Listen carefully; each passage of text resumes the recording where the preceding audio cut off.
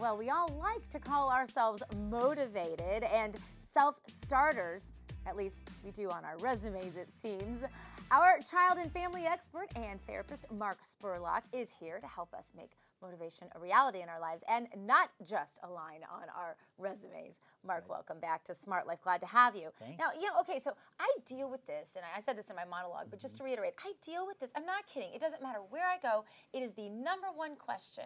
If I'm speaking at a political event, the leader of that event is saying, how do I motivate people? How do I engage people? How do I activate activists? How do I get people to the polls? How do I'm getting those questions constantly. It doesn't matter. If I talk to moms, they want to know, how do you get your kids to do school every day? They ask me. That's what's funny. Right. And then I just noticed that just even last evening I was with a friend, one of my dearest friends I really care about. And she's wanting to make some big transitions in her life, career-wise. Right. And I was like, you know what? I don't know how to tell you to get from point A to point Z, but I know to tell you to just start.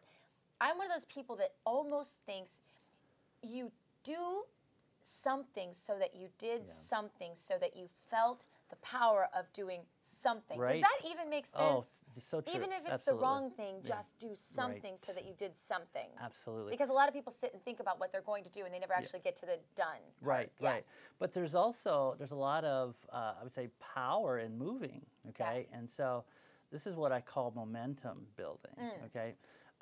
The opposite of momentum is inertia, and basically you're sort of stuck. Sure. And so what we want to do is to try to gather some momentum to move forward, and so we do a little bit of this, okay? And so as we're moving forward, it's a lot easier to get from here to here. So as we gather momentum in our life, so that certainly holds true. You know, just be active, be proactive. It's always better than being passive or not moving at all. Yeah. So a lot of times, and just sort of the basic thing, what I would normally tell people to do is gather momentum, is what I call sort of short-term thinking. It's what I call the 3 brain rules. Okay. And so if you're stuck in your life and you're trying to evaluate, you have some goals and things that you're working on. One of the things is, okay, just do these 3 things. One is you make sure that you're exercising 3 times a week. Okay, at least 40 minutes a day. Okay. That, is something that people don't really take into account. Are they exercising or not? And when you're exercising, you're actually moving, and you start to feel better about yourself, and that in itself is what calls a momentum builder. So you get a little bit more Even motivation. if it's completely unrelated to the ultimate goal. Absolutely. You're saying that's just a great way to sort of find that intrinsic motivation that we've been talking about. Exactly. So when you're moving, and then the other is fish oil. You want to feed your body, feed your mind, and then fish oil just kind of gives you a power boost. Yeah, you don't stop of hearing energy. about it. No, and it's really, really good. And then there's another thing is vitamin B12 is also a good energy booster, and it's healthy, and it kind of helps you stay focused and evaluate. So that's just like I said, just a tiny momentum builder for going forward, just even before you just start out the gate. And don't you think, too, that one of the important things is not to look at, I remember doing my dissertation and my 2 master's theses, both of them, or all 3 of those things, were just, they seemed so huge. And, now I've done books and things like that, and I never ever, I know the end product, and I focus on the end product, but in my day-to-day work, I don't focus on that. Right. In my day-to-day work, I focus on what is the goal today. Right. And in my particular situation, it's really important for me to have people around me who help me make those markers. Right. Somebody who puts the calendar, puts it on my calendar. Somebody who makes sure that I saw the item in my calendar. Yeah, exactly. Because I am not good at the technical aspect. Right. You do have to know yourself, don't you? Yeah. Because I know a lot of people who are really good at the technical, they're not as good at the motivational. Right. I'm great at the motivational. You sit me down at the computer, you can't get me off. Yeah. But it's the getting me to sit down at the computer that's the hard part. Right. And I think what you're talking about is what I call PPR. It's a positive person review.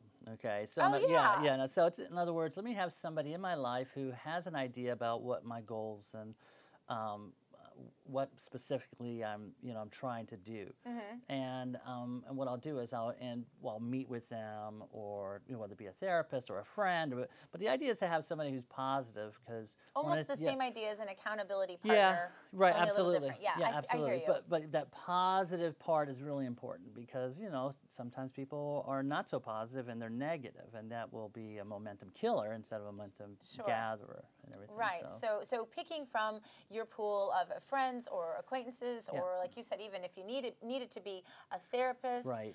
Somebody who's going to be an encourager and to sort of bolster you in the areas where you're weak. There's some real self-analysis involved here, though, too. Oh, absolutely. Talk to us about that. Oh, yeah, absolutely. You know, sometimes we have to evaluate whether or not there is an internal vow or a message that really is stopping you from meeting your goal.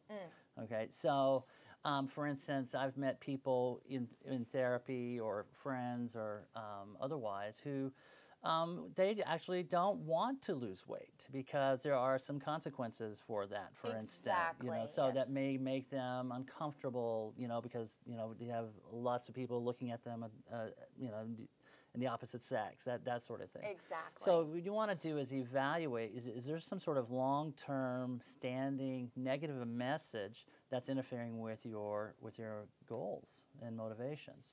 And so that's one thing that you want to take a look at. Yeah, exactly. Yeah. So for the people who are sitting there and they're watching this show today, Okay. and they know they don't have, you can take me. Okay, no, it's all right. I'm the best patient there is. I have a book deadline. Okay. It is 10 days away. Oh boy, yeah. I have one chapter done. All right. Okay. All right. Okay. All right. Let's have fun talk. With that one, Mark. Okay. No. Right. That's gonna be interesting. Okay. Here's the thing. Okay. What we want to do is get highly motivated, and that's going to come with a burst of energy. Okay. And so what I would say is do what you can to get pumped up. Okay. About your goal. You know. So a lot of times that's just the initial burst and the initial. The excitement is sort of the chemical romance of the event. Okay, right, so in other words, okay, I've got the right. So in other words, okay, I've got this. What am I getting excited about? Okay, and so begin with that and begin to motivate yourself. For instance, I have somebody who. For people who want to start a healthy diet, I'd say stay in the fun zone. You know, there's a lot of fun food out there. You know, that's also nutritious. You know, you go to Whole Foods and. You know, there's like maca, the root, and there's acai smoothies, and, you know, there's all these fun, exciting things. It doesn't have to be just counting calories and cutting back, but you can look at We've moved beyond the rice cakes. Yeah, absolutely, absolutely. And so what you want to do is have reward and sort of build routine in there as well. You know, so Starbucks, for instance, has made billions of dollars on rewards and routines. Why? Because you go in for your reward, your latte, or for me, it's 2 o'clock espresso, double shot. You know, I like that. You know, and then after a while, that becomes part of my routine. So you know, so I've capitalized on. Making that reward part of my routine. So going back to your question, how do I get motivated in this book? Find a way to make it fun. You're going to have to put time into it, and so make sure you match. Put in your routine.